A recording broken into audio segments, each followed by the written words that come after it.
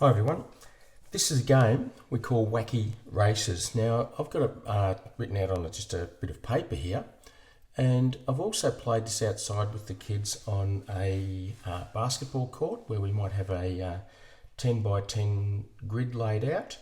If you can't draw it out on chalk, you could mark it out with cones, you could do anything just so that you get a couple of lines. So we've got 3 rows, 1, 2, 3, 4, 5, 6, 7, 8. 3 rows of 8, you could have 4 rows, 5 rows, you could mark it out any way, shape or form outside. This is how I play it inside the basic version. What it is, the object is, we've got 3 counters, you could make it 5. When I'm outside, the counters could be the children. Instead of using a counter, the children step. And what we do is, I'll just demonstrate by playing. I roll the dice, player 1 here, gets a 5. 1, 2, 3, 4, 5. They've landed on a star. They have to go back to the start. Player 2. A 3. 1, 2, 3. They're safe. Player 3. A 3. 1, 2, 3. Landed on a star. Back to the start. Back to player 1. A 5. 1, 2, 3, 4, 5. Bad luck. Back to the start. Green.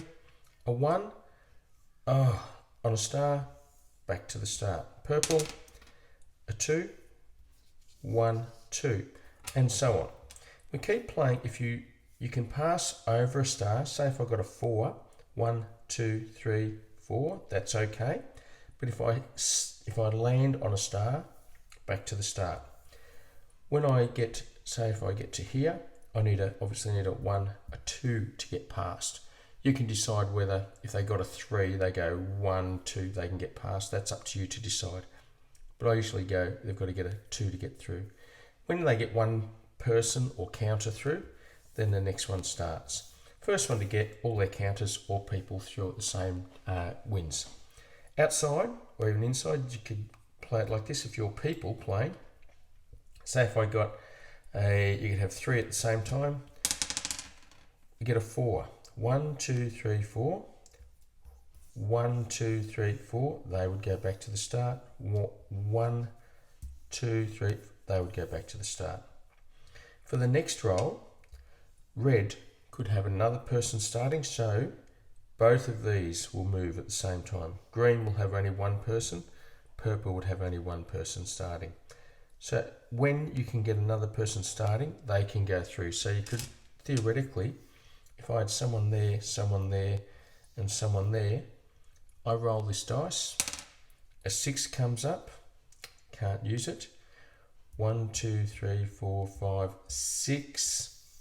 You can then decide whether you can have 2 in the one square or not. It's up to you to decide. If I say if a 2 came up, 1, 2, 1, 2, 1, 2, got home, safe, back to the start. A lot of ways you can change this game. It's a terrific one outside. In particular, it enables the kids to predict what numbers they need.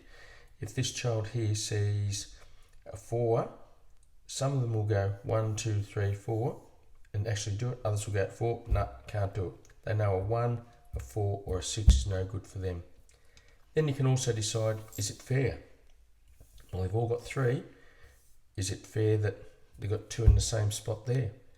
And then what I can do is also get the children, if this is outside, this group then plays this row. This group moves over to there and this group moves up to here. You could even get this group to put the cones or counters or whatever down for that group. This group could put the cones down for this group. As long as they've got the same amount, theoretically, it is fair. It's a great one outside. The kids always love playing Wacky Races. Hope you enjoy it too. Cheers.